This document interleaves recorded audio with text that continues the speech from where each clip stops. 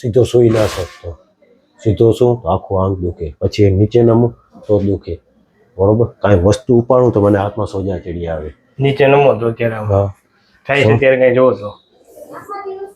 ના હે ના. રેડી?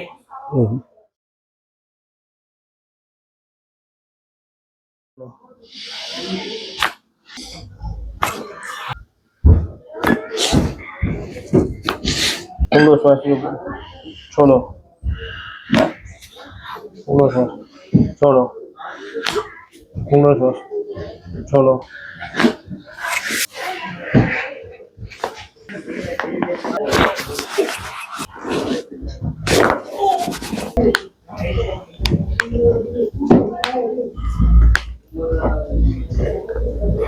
ઢીલું મૂકી દો શરીર.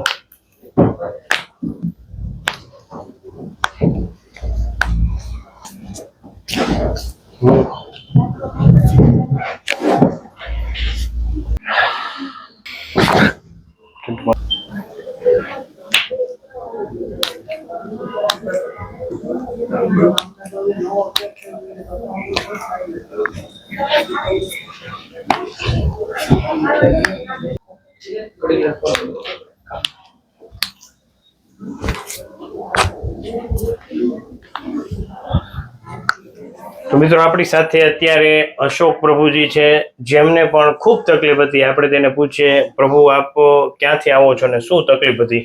હું કચ્છમાંથી આવું છું ને 2017થી મને આ કમરની તકલીફ છે, બરોબર.